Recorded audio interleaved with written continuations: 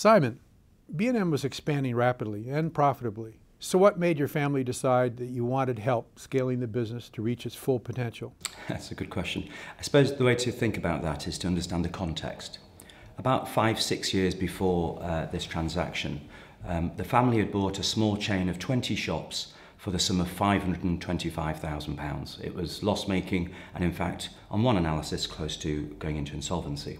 But in that intervening period, we had created a product assortment, a retail format, and some behind-the-scenes technology that we were finding in the UK highly disruptive and very compelling to the consumer. And so the UK was going wonderfully well, but we were convinced as a management team that there were international opportunities there to be had. And with that in mind, we recognised that we needed help from a capital perspective or from a talent perspective in order to go overseas, in particular into Europe.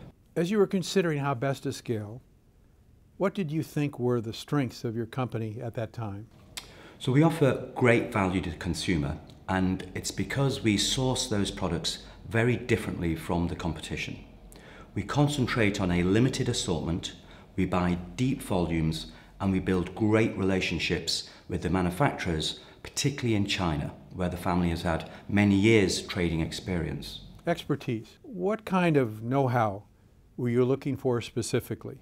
In terms of the international growth, we were of the opinion that the business needed to buy a business in Europe, which we could use as a platform for that further growth, a platform to deploy our sourcing skills, much in the way that we had deployed them with B&M in the UK, given our previous background in sourcing from China. What options did you consider? Well, there was a wide spectrum of choices or opportunities we could have pursued. Finding a non-exec chairman, talking to a trade competitor, or an IPO listing to raise capital, or indeed private equity. In the end, we plumbed for private equity. Why PE? Why did you decide a private equity firm offered the best pathway to help transform your company? Well, of course, the benefits of private equity is that they would bring capital to the business. The UK business was performing really well, but the resources within the business were needed for the UK rollout. We were opening a store every single week. Alongside that, the business had no management expertise or experience in overseas M&A acquisitions.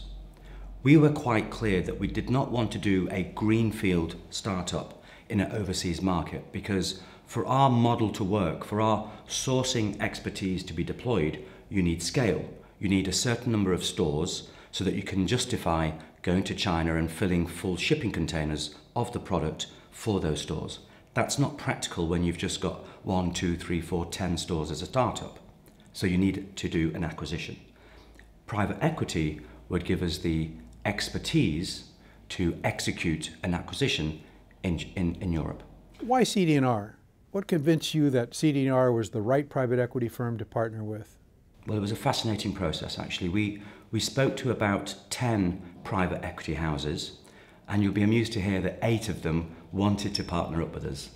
They loved what we were doing, and they were very impressed by the financial metrics of the business. But CD&R stood out in 2 ways. Firstly, they really understood and acknowledged the value of what we had created. As a consequence, of course, their valuation of the business was the highest, and it was important to us that any partner coming into the business demonstrated their love for the business by putting a reasonable full value on it. But the second tenet, the second thing that really drew us to CD&R is the importance that they themselves placed on this concept of partnership.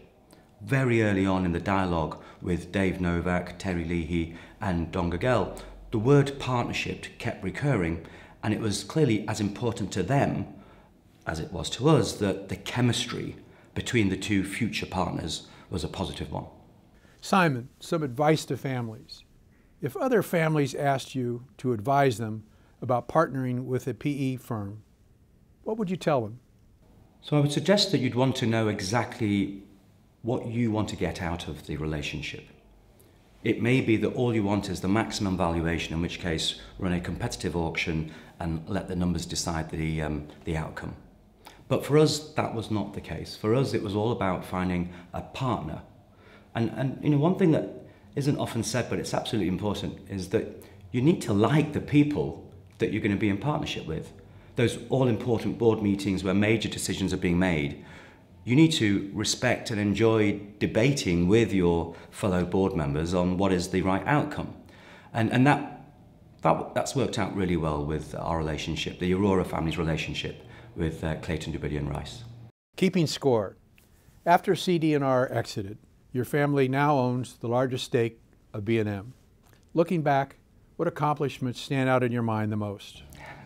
So, well, the first thing I'd say is that running B&M has been huge fun and continues to be so. But in terms of accomplishments, firstly, we achieved what we set out to do in terms of going international. Within one short year of the CD&R transaction, we had bought a German business, Jawohl, that today has revenues in excess of 230 million euros a year. But just as importantly, the UK business grew very strongly. We today have almost 550 stores, UK revenues in excess of 2 billion, and we employ some 26,000 colleagues now, which is very rewarding to have achieved at a period when most of the other retailers are actually either consolidating or shrinking. But in particular, I'd point out our IPO. In June 2014, we achieved our listing on the London Stock Exchange, and one of the accolades that I'll always cherish is that it was the largest ever retail business to float on the London Stock Exchange at a market cap of £2.7 billion. Simon, on behalf of all the students, family owners, and executives that will explore the learnings offered in this case, I want to thank you for your openness in sharing your family's journey and the lessons you learned along the way.